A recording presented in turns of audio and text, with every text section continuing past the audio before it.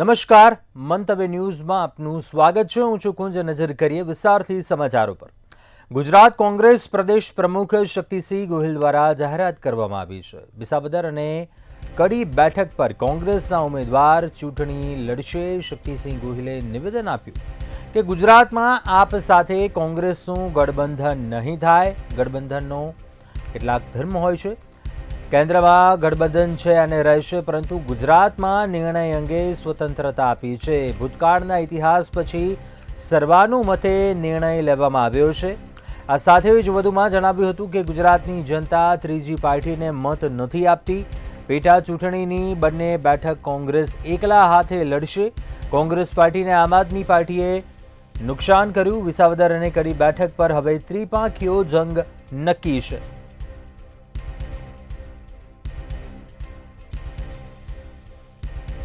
ગુજરાત કોંગ્રેસ પ્રદેશ પ્રમુખ શક્તિસિંહ ગોહિલે જાહેરાત કરી હતી વિસાવદર અને કડી બેઠકને લઈને, જ્યાં કોંગ્રેસ એકલા હાથે ચૂંટણી લડશે।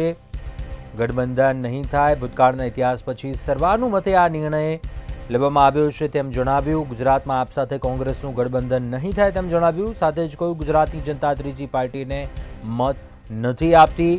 પેટા ચૂંટણીની આ બંને બેઠકો ઉપર કોંગ્રેસ એકલા હાથે ચૂંટણી લડશે। જે પ્રમાણે કોંગ્રેસ અને આમ આદમી પાર્ટી વચ્ચે અત્યારે ફાટા પડ્યા છે, અને ખાસ કરીને જ્યારે પેટા ચૂંટણી આવી રહી છે કડી અને વિસાવદરની, ત્યારે આ મામલે શક્તિસિંહ ગોહિલે આજે એક નિવેદન કર્યું છે અને પોલિટિકલ અફેર્સની જે મિટિંગ છે તે બાદ નિર્ણય પણ લઈ લીધો છે કે હવે આ બંને સીટ ઉપર કોંગ્રેસ એકલા હાથે લડવાની છે। જે પ્રમાણે નેશનલ લેવલ ઉપર આમ આદમી પાર્ટી અને કોંગ્રેસનું ગઠબંધન થયું છે, પરંતુ ગુજરાતની અંદર આ ગઠબંધન છે તેની અંદર તિરાડ પડી જોવા મળી રહી છે। અને સાથે જ જે પ્રમાણે ગોપાલ ઇટાલિયાનું નામ આમ આદમી પાર્ટીએ સીધું જ જાહેર કરી દીધું હતું, તેને લઈને બંને પક્ષોની અંદર હાલ ફૂટ જોવા મળી રહી છે। કોંગ્રેસે પણ જાહેર કરી દીધું કે બંને સીટો પર તે લડશે। એટલે કે અત્યાર સુધી આમ આદમી પાર્ટી અને કોંગ્રેસ બંને એક થઈને ભાજપની સામે લડતા હતા, પરંતુ હવે ત્રિપાંખીયો જંગ છે કડી તેમજ વિસાવદરની અંદર જોવા મળશે। કડીની અંદર ભાજપ, કોંગ્રેસ અને આમ આદમી પાર્ટીની સાથે અપક્ષ હશે, તો સાથે વિસાવદરની અંદર પણ ગોપાલ ઇટાલિયાની સામે કોંગ્રેસનો એક મજબૂત ઉમેદવાર ઉતારવાની તૈયારી પણ કોંગ્રેસે કરી લીધી છે। મહાઅધિવેશન બાદ જે કોંગ્રેસની અંદર જે અત્યારે એક માહોલ બની રહ્યો છે તેને લઈને આ નિર્ણય જે લેવામાં આવ્યો છે, અને સાથે જ હવે આગામી દિવસોમાં ત્રિપાંખીયો જંગ છે તે બંને સીટો પર જોવા મળવાનો છે।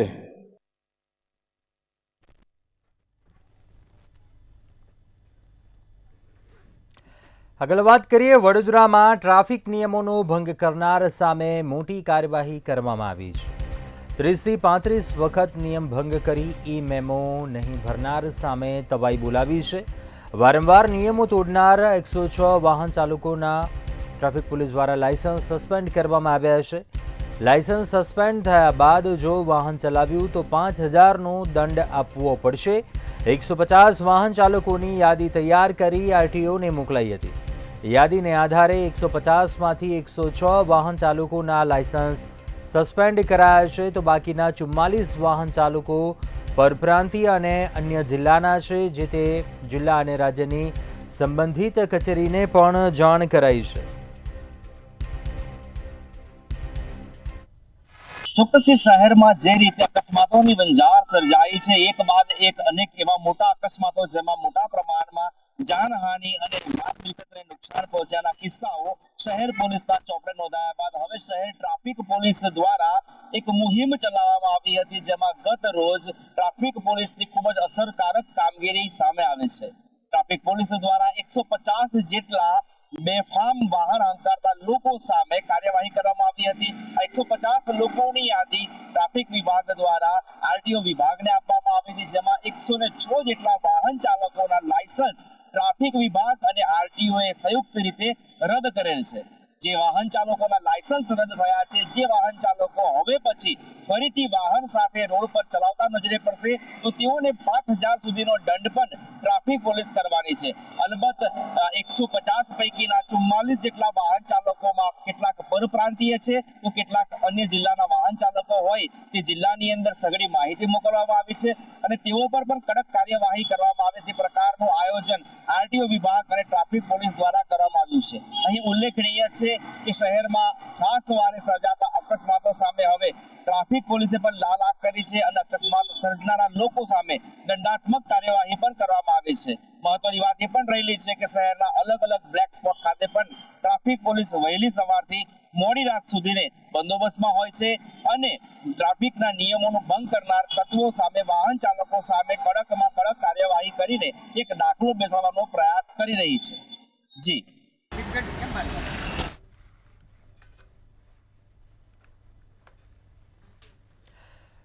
ગાંધીનગર ખાતે બોગસ ફિટનેસ સર્ટી કૌભાંડનો મામલો સામે આવ્યો છે। ચિલોડામાં આવેલ ઓટોમેટેડ ટેસ્ટિંગ સેન્ટરમાં વિધિવત કૌભાંડ ચાલતું હતું ત્યારે આ મામલે વાહનો ચેકિંગ કર્યા વગર જ ફિટનેસ સર્ટી આપવામાં આવતા હતા, જેમાં જૂના વાહનોનો ફોટા મોર્ફ કરી રૂપિયા લઈને સર્ટી આપી દેવામાં આવતા હતા।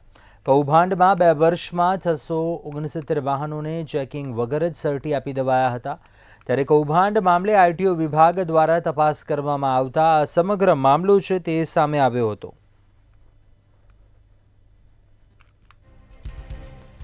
વાહનોના બોગસ ફિટનેસ સર્ટીનું કૌભાંડ છે તે સામે આવ્યું છે।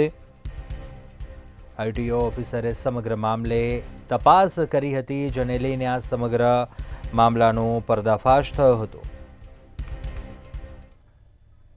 વાહનોના ખોટા ફિટનેસ સર્ટિફિકેટ આપવાનું કૌભાંડ ગાંધીનગરના ચિલોડા ખાતેથી ઝડપાયું છે। ચિલોડાના એસએસ ટોન નામની કંપનીની અંદર વાહનો જોયા વગર, તેને સ્થળ ઉપર લાયા વગર ખોટા ફિટનેસ સર્ટિફિકેટ આપવાનું એક જબરજસ્ત મોટું કૌભાંડ ઝડપાયું છે। જો કે આ બાબતે આરટીઓ તરફથી પોલીસ ફરિયાદ કરવામાં આવી છે અને આ કૌભાંડના મૂળ સુધી પહોંચવાનો પ્રયાસ કરવામાં આવી રહ્યો છે। સમગ્ર બાબત જો જોવા જઈએ તો ચિલોડાના એસએસ ટોન ખાતે ફિટનેસ સેન્ટરનું એક કામગીરી ચાલી રહી હતી, જેની અંદર છેલ્લા 2 વર્ષની અંદર 600થી વધુ વાહનોના બોગસ ફિટનેસ સર્ટિફિકેટ આપ્યા હોવાનું સામે આવ્યું છે। આની અંદર ફિટનેસ સેન્ટરના સંચાલકે રૂપિયા 7.36 લાખની રકમ પણ ઉઘરાવી હોવાનું પ્રાથમિક તપાસમાં બહાર આવ્યું છે। આ સેન્ટર ઉપર વાહનોના ચેકિંગ વિના ફોટા મોર્ફ કરીને ખોટા ફિટનેસ સેન્ટર આપી દેવામાં આવતા હતા। જો કે આ બાબતે ગાંધીનગર આરટીઓ તરફથી પોલીસ ફરિયાદ કરવામાં આવી છે અને સમગ્ર કાંડના મુખ્ય સૂત્રધાર સુધી પહોંચવાની તજવીજ હાથ ધરવામાં આવી છે।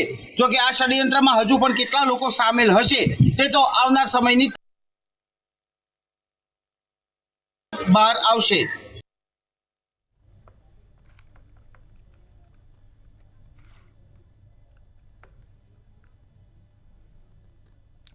આગળ વાત કરીએ સુરતની, જ્યાં સુરતના અબરામા ખાતે અમરીશેશ્વર મહાદેવ મંદિરની જમીન વિવાદ ચર્ચાના ચકડોળે ચડ્યો છે।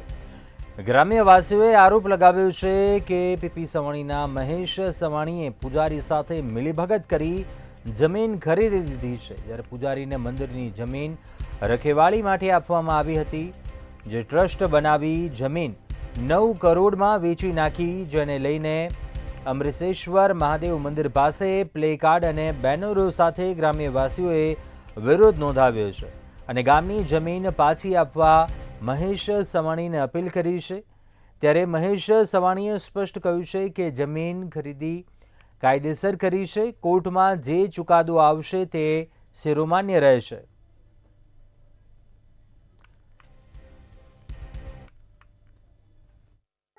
સુરત શહેરના અબ્રામા ખાતે આવેલો અમરેશ્વર મહાદેવ મંદિરની જમીન વિવાદનો જે મામલો છે એ ચર્ચાના ચકડોળે ચડી ગયો છે।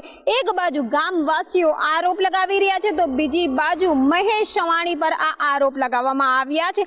ગામવાસીઓ દ્વારા સ્પષ્ટ કહેવામાં આવી રહ્યું છે કે પૂજારી સાથે મળીને મિલીભગત કરીને મહેશ સવાણી દ્વારા આ જમીન વેચાતી લઈ લેવામાં આવી છે, તો બીજી બાજુ મહેશ સવાણી દ્વારા સ્પષ્ટ કહેવામાં આવી રહ્યું છે કે આ જમીન કાયદેસર રીતે ખરીદવામાં આવી છે, જેનો કોર્ટમાં કેસ ચાલી રહ્યો છે। કોર્ટ જે પણ ચુકાદો આપશે એ સરાહનીય રાખવામાં આવશે, એ જ માન્ય રાખવામાં આવશે। વાત છે સુરતના અબ્રામા ખાતે આવેલું જે અમરેશ્વર મહાદેવ મંદિર છે, ત્યાં 6 વીઘા જે જમીન છે, આ જમીનને લઈને વિવાદ સર્જાયો છે। ગામના સ્થાનિક લોકો દ્વારા આરોપ લગાવવામાં આવ્યો છે કે મહેશ સવાણી દ્વારા જે પૂજારી છે એની સાથે મિલીભગત કરવામાં આવી છે। મંદિરના પૂજારી બિરેન કુમાર ગિરજાશંકર વૈદ્ય સુરત શહેરના છેવાડે સ્થિત અબ્રામા ગામમાં આવેલ અમરેશ્વરી મહાદેવ મંદિરની જે વારસાગત જમીન છે એને ષડયંત્ર કરીને મહેશ ચવાણીને વેચી મારી છે. એટલું જ નહીં, આ વેચી માર્યા બાદ જે છે ગામવાસીઓ આ જમીન વારસાગત હોવાનું પણ ક્યાંક ને ક્યાંક આરોપ લગાવી રહ્યા છે. આ જમીન પાછી માંગવા માટે ગામવાસીઓ દ્વારા ઉગ્ર વિરોધ પણ કરવામાં આવ્યો છે. પ્લે કાર્ડ લઈને તેઓ દ્વારા આ વિરોધ દર્શાવવામાં આવ્યો હતો. આ વિરોધને લઈને તેઓએ ન્યાયની માંગ કરી હતી કે જે જમીન ખરીદવામાં આવી છે એ જમીન પરત કરી દેવામાં આવે એવી પણ અપીલ મહેશ ચવાણી પાસે ગામવાસીઓ દ્વારા કરવામાં આવી છે. સ્પષ્ટ છે કે અબ્રામા ખાતે આવેલો જે આ જમીનનો વિવાદ છે એ આજકાલનો નહીં પરંતુ વર્ષો જૂનો છે. આ વર્ષો જૂના વિવાદને લઈને પૂજારીએ ટ્રસ્ટ બનાવીને આ જમીન 9 કરોડમાં વેચી નાખી હોવાનું પણ સામે આવી રહ્યું છે. પરંતુ ગામવાસીઓ પ્લે કાર્ડ લઈને વિરોધ દર્શાવીને એક જ માંગ કરી રહ્યા છે કે આ જમીન પરત ગામવાસીઓને આપી દેવાય. હવે જોવું એ રહ્યું કે કોર્ટ ખાતેથી શું ચુકાદો આવે છે અને જે પણ ચુકાદો આવશે મહેશ ચવાણીના કહેવા પ્રમાણે એ માન્ય રાખવામાં આવશે. જી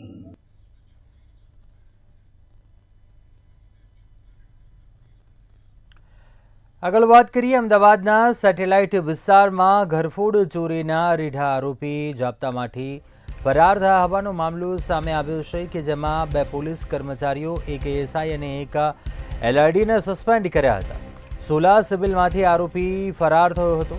સોલા પોલીસ સ્ટેશનમાં કસ્ટડીમાંથી ફરાર થવા બાબતે ફરિયાદ નોંધાઈ હતી.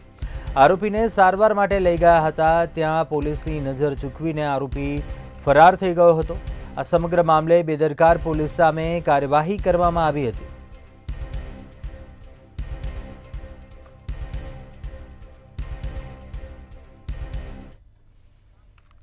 ચોક્કસથી જે રીતે અમદાવાદ પોલીસ ક્યાંક ને ક્યાંક વિવાદોમાં સતત ઘેરાયેલી રહે છે, એમાં ફરી એકવાર અમદાવાદ પોલીસ સામે વિવાદનો ઘર ઉભો થયો છે.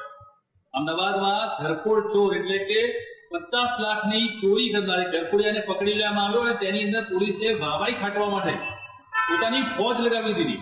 અનેક લોકો, અનેક પોલીસ કર્મચારીઓ આ આરોપીને નીચે બેસાડી અને ફોટા પડાવ્યા, વિડીયો ઉતાર્યા અને વાવાઈ મેળવી. પોલીસે કામગીરી પણ સારી કરી હતી અને 300 થી વધારે સીસીટીવી કેમેરાનું લોકેશન મેળવી અને ત્યારબાદ આ ઘરફોડ ચોર એટલે કે અર્જુન રાજપૂતને પકડવામાં આવ્યો હતો.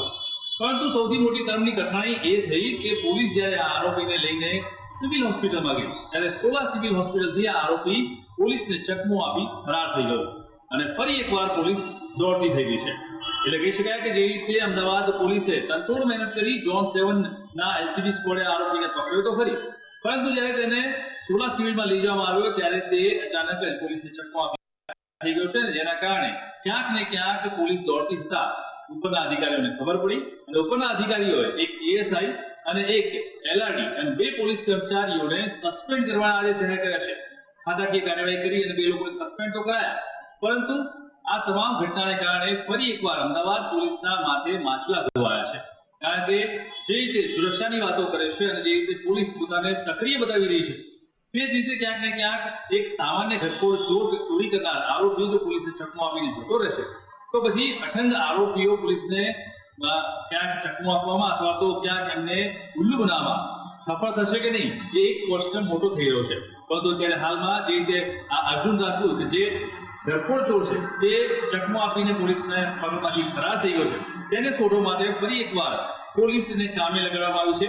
અનેક ટીમો બનાવી અને આ અર્જુન રાજપૂતને પકડવા માટે થઈ અને કારસો ઘડવામાં આવ્યો છે. પરંતુ આ તમામની પાછળ ક્યાંક બેદરકાર પોલીસ એટલે કે એક એએસઆઈ અને એક એલઆરડી કર્મચારીને સસ્પેન્ડ કરી અને કાર્યવાહી હાથ ધરાઈ છે. એટલે કે આ ઘરફોડ ચોરની જે ઘટના બની છે તેમાં ફરાર ચોરના કારણે અત્યારે હાલે પોલીસને ભોગવવાનું અને પોલીસને માથે માછલા ધોવાનો વારો આવ્યો છે. જી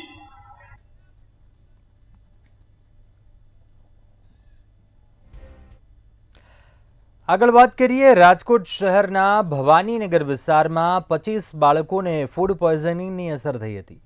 છાશ પીધા બાદ 25 જેટલા બાળકોને ફૂડ પોઈઝનિંગની અસર થતાં 10 જેટલા બાળકોને ગુંદાવાડી હોસ્પિટલ ખસેડવામાં આવ્યા હતા. અન્ય 15 જેટલા બાળકોને ઘરે જ સારવાર આપવામાં આવી હતી. રાજકોટના ખાનગી ટ્રસ્ટ દ્વારા છાશનું વિતરણ કરવામાં આવ્યું હતું. છેલ્લા 3 દાયકાથી ખાનગી ટ્રસ્ટ જે સેવાકીય પ્રવૃત્તિ કરે છે ત્યારે હાલ તમામ બાળકોની તબિયત સ્થિર હોવાની માહિતી છે.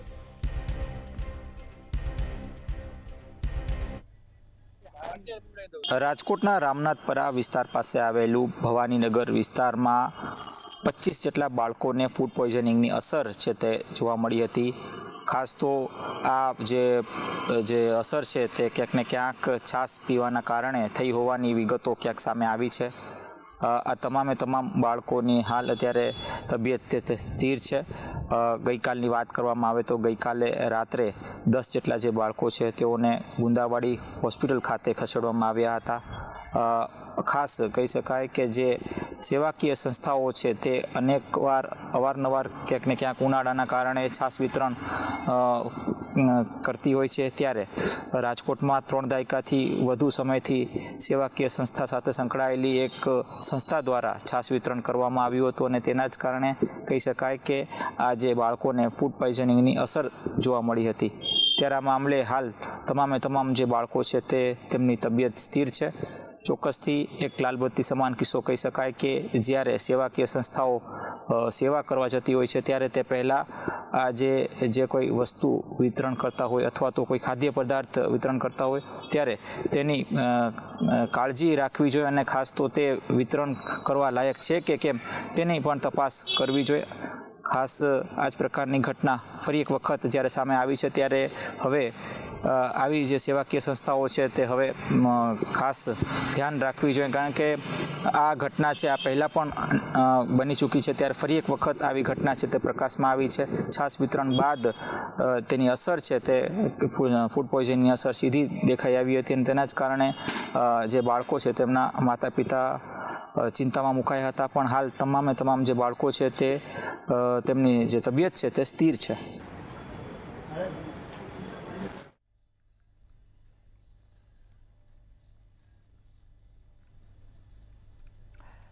આગળ વાત કરીએ, કચ્છ જિલ્લામાં ભીષણ ગરમીએ જનજીવનને અસ્તવ્યસ્ત કરી નાખ્યું છે. ભુજ શહેરમાં તાપમાનનો પારો સતત 40 ડિગ્રી સેલ્સિયસથી ઉપર નોંધાઈ રહ્યો છે. જિલ્લાના પૂર્વ વિભાગમાં સ્થિત કંડલા એરપોર્ટ પર ગુરુવારે તાપમાન 44.6 ડિગ્રી સેલ્સિયસ સુધી પહોંચ્યું હતું. તેની સીધી અસર અંજાર, વરસામેડી અને ગલપાદર સહિતના આસપાસના વિસ્તારોમાં જોવા મળી હતી.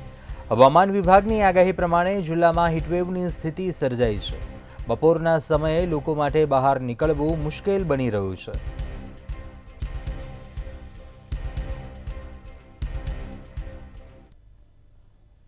કચ્છમાં ભીષણ ગરમીનો પ્રકોપ છે તે વધી રહ્યો છે. ત્યારે ભુજમાં મહત્તમ 40 ડિગ્રી જેટલો જે આ તાપમાન છે તે નોંધાયો છે.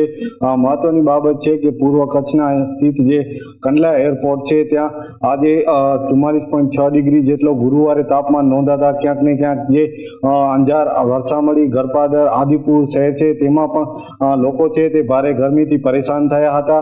તો મહત્વની બાબત છે કે જે પશ્ચિમી પવનોના કારણે ક્યાંક ને ક્યાંક લૂની અસર પણ વર્તાઈ રહી છે. તો સાથોસાથ બપોરના સમયે જે લોકો છે તે ઘરની બહાર નીકળવાનું પણ ટાળી રહ્યા છે. મહત્વની બાબત છે કે જે રીતના હવામાન વિભાગ દ્વારા આગાહી કરવામાં આવી છે કે આવનારા 2 દિવસ છે તેમાં તાપમાનમાં ઘટાડો થઈ શકે અને ઠંડા પવનો પણ વહેતા થાય તેવી શક્યતાઓ વ્યક્ત કરવામાં આવી છે. ત્યારે ક્યાંક ને ક્યાંક આજે દરિયાઈ વિસ્તાર છે તેમાં પણ હાલ ગરમીનો પ્રકોપ વર્તાઈ રહ્યો છે, જેના કારણે લોકો છે તે પરસેબે રેબઝેબ થઈ રહ્યા છે. તો કચ્છ અને રાજકોટમાં પણ ભારે ગરમીની અસર છે તે હાલ વર્તાઈ રહી છે. જી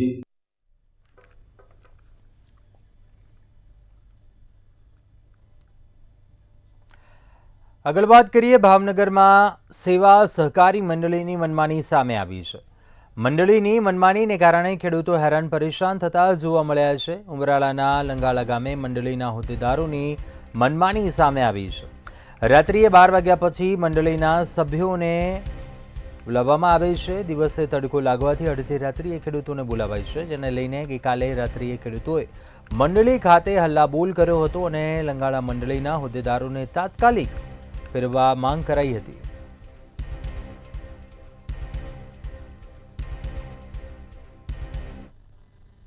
જી, ભાવનગર જિલ્લાના ઉમરાળા તાલુકા નીચે આવતો લંગાવા ગામ, જ્યાં અગાઉ સહકારી મંડળી દ્વારા ખેડૂતોને હેરાન કરવામાં આવતું હોય તેવી ઘટના સામે આવી છે. ખાસ કરીને તેના ખેડૂતો દ્વારા જે વિડીયો મોકલવામાં આવ્યો છે તેની અંદર તેમનો જે સહકારી મંડળી છે તેમના જે હોદ્દેદારો, પ્રમુખો, મંત્રીઓ છે તે એવું કહી રહ્યા છે કે તેમને બપોરના સમયે તડકો હોવાથી તે બપોરે નહીં બેસે, પરંતુ રાત્રે તેને મંડળીની અંદર સભ્યોને બોલાવવામાં આવે છે. તેમજ જે કોઈ ખેડૂતોને ધિરાણ લેવાનું હોય તેમના સાક્ષીઓને પણ રાત્રે 12 વાગ્યા ઉપર છે તેવા પણ હુકમ કર્યા છે. એ કહી શકે કે ખેડૂતોને મંડળીના પ્રમુખ અને મંત્રી દ્વારા કહેવામાં આવે છે. હાલ જે લંગાવા ગામની સહકારી મંડળી છે તેમના પ્રમુખ લખાભાઈ ડાંગર તેમજ મંત્રી દ્વારા આ જ પ્રકારના જે નિર્ણય છે તે લેવામાં આવે છે. ખેડૂતોએ ગઈકાલે રાત્રે આ સમગ્ર મંડળી છે તેમનો વિરોધ પણ કર્યો હતો. હાલ તો લંગાવા ગામના ખેડૂતોની માંગણી છે સરકાર પાસે કે તાત્કાલિક આ મંડળી છે તેમની હોદ્દેદારો છે તેમને ફેરવવામાં આવે, નહીતર લંગાવા ગામના ખેડૂતો છે તેનો ઉગ્ર વિરોધ કરશે. કારણ કે જે રીતના લાંબા સમયથી આ જે પ્રમુખ અને મંત્રી છે તે ખેડૂતોને હેરાન પરેશાન કરી રહ્યા છે. ફોન કરીને પણ ખેડૂતો દ્વારા જો પૂછવામાં આવે તો તેમને પણ સરખા જવાબ નથી મળતા અને રાત્રે 12 વાગે પણ આવવું પડશે અને 2 વાગે પણ આવવું પડશે તેવું પણ સૂચન કરવામાં આવી રહ્યું છે. સમગ્ર જે વાતચીત છે તેમનો ઓડિયો ક્લિપ પણ ખેડૂતોએ વાયરલ કરેલો છે. હાલ તો જે લંગાવા ગામ છે તેમના ખેડૂતોનો વિરોધ છે કે સહકારી મંડળીના જે પ્રમુખ મંત્રી અને હોદ્દેદારો છે તેમને તાત્કાલિક હટાવવામાં આવે અને નવા પ્રમુખની નિમણૂક કરવામાં આવે. કારણ કે ખેડૂતોને આ મંડળીના સભ્યોથી ખૂબ જ કહી શકાય કે તેની સાથે કહેવાય કે તેમને પરેશાન કરવામાં આવી રહ્યા છે.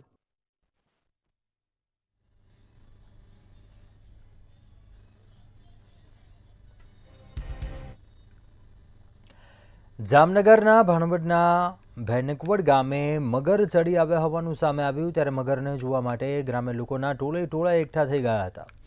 મગર ચડી આવતા જ વન વિભાગ તેમજ એનિમલ કેર દ્વારા ધડક રેસ્ક્યુ કરવામાં આવ્યું હતું. અંદાજિત 3.5 ફૂટના મગરનું મહામહેનત બાદ રેસ્ક્યુ કરાયું હતું. જ્યારે રેસ્ક્યુ બાદ મગરને બરડાના પ્રાકૃતિક આવાસમાં મુક્ત કરવામાં આવ્યો હતો.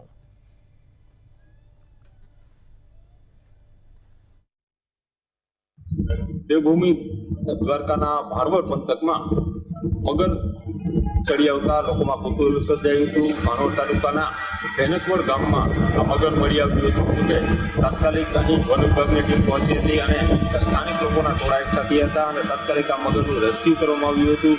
ઉલ્લેખનીય છે કે બરડા પંથકમાં મગર જોવા મળતા હોય છે. જોકે ગ્રામ્ય પંથકમાં ક્યારેક આવા મગરો જોવા મળતા હોય છે, ત્યારે ગ્રામ્ય લોકોના ટોળા એકઠા થયા હતા અને તાત્કાલિક એનિમલ લવર્સ અને વન વિભાગને જાણ કરવામાં આવી હતી. અને આ મગરનું બચ્ચું છે 3 ફૂટનું લાંબુ છે અને તેને બરડા અભિયાનમાં છોડવામાં આવ્યું હતું. આમ ભેનકવડ ગામમાં મગરનું બચ્ચું મળી આવતા લોકોમાં કુતૂહલ સર્જાયું હતું. મોટી સંખ્યામાં લોકોના ટોળા એકઠા થયા હતા અને તાત્કાલિક વન વિભાગ અહીં પહોંચ્યું હતું.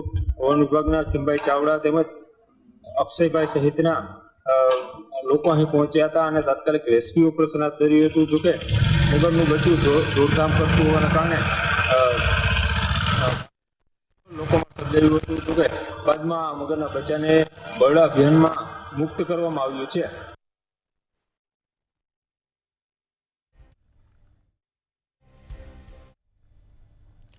જૂનાગઢના માણાવદરમાં આખલાનો આતંક સામે આવ્યો હતો, જેમાં શાક માર્કેટ પાસે 2 આખલાઓએ ધમાલ મચાવી હતી.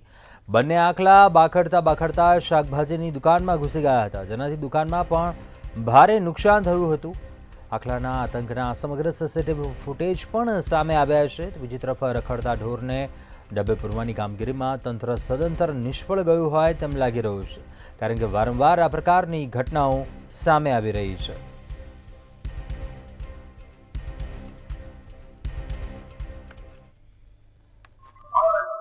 ચોક્કસ કે દિવસે ને દિવસે રખડતા ઢોરનો ત્રાસ છે તે યથાવત જોવા મળી રહ્યો છે. જ્યાં જુઓ ત્યાં રખડતા ઢોરનો ત્રાસ છે. ફક્ત કાગળ પર જ તંત્ર કામગીરી કરતું હોય તેવું સ્પષ્ટ રીતે દેખાઈ રહ્યું છે. ત્યારે વધુ એક ઘટના સામે આવી છે માણાવદરથી, કે જે માણાવદરની શાક માર્કેટ છે ત્યાં 2 આખલાઓ વચ્ચે જે યુદ્ધ સર્જાયું હતું અને રખડતા ઢોરના કારણે ત્યાં અફલાતફરીનો માહોલ સર્જાયો હતો. જે આખલાઓ છે ત્યાં બાખડ્યા અને બાદમાં શાક માર્કેટની અંદર એક શાકભાજીની જે લારી હતી તેને આખી ઉલાડી અને શાકભાજી રસ્તા ઉપર વેર વિખેર થઈ ગયું હતું, તો શાકભાજીની દુકાનમાં આખલાઓ છે તે ઘૂસી ગયા હતા. જ્યારે એક વાહનને પણ નુકસાન થયું છે, તો બીજી તરફ એક મોટી જાનહાનિ ટળી હતી, કારણ કે શાક માર્કેટની અંદર મોટી સંખ્યામાં લોકો છે તે શાકભાજી લેવા આવ્યા હતા. સીસીટીવીમાં સ્પષ્ટ રીતે દેખાઈ રહ્યું છે, પરંતુ આખલા યુદ્ધના કારણે લોકો ત્યાંથી પહેલા જ નાસભાગ મચી હતી ને તેના કારણે તે દૂર થઈ ગયા હતા. એટલે કોઈ જાનહાનિ થઈ નથી, પરંતુ જો જાનહાનિ થઈ હોત તો જવાબદાર કોણ? તંત્ર ફક્ત કાગળ પર જ કામગીરી કરતું હોવાનું સ્પષ્ટપણે દેખાઈ રહ્યું છે. રખડતા ઢોરનો ત્રાસ દિવસે ને દિવસે યથાવત છે. ફક્ત માણાવદર જ નહીં, પરંતુ જુનાગઢ જિલ્લાના તમામ જે તાલુકાઓ છે ત્યાં રખડતા ઢોરનો આતંક છે. તંત્રના અધિકારીઓ ફક્ત કાગળ પર જ આ કામગીરી કરતા હોવાનું સ્પષ્ટપણે દેખાઈ રહ્યું છે. ત્યારે માણાવદરની અંદર જો મોટી દુર્ઘટના બની હોત તો જવાબદાર કોણ? તેવા પણ સવાલો ઉઠ્યા છે. જ્યારે આ રખડતા ઢોરને પકડવામાં આવે તેવી પણ સ્થાનિક લોકોએ માંગ કરી છે. જો આગામી દિવસોમાં રખડતા ઢોરને પકડવામાં નહીં આવે તો અનેક જગ્યાએ આંદોલન પણ છંછેડાય તેવી પણ એક સ્થિતિ છે તે હવે જોવા મળી રહી છે. જે રખડતા ઢોરના કારણે અનેક લોકોના જે મોત થયા છે, પરંતુ આગામી સમયમાં આવી કોઈ ઘટના ન બને, જેને લઈને હવે તંત્ર જાગે તેવી અપીલ છે તે લોકો કરી રહ્યા છે. જી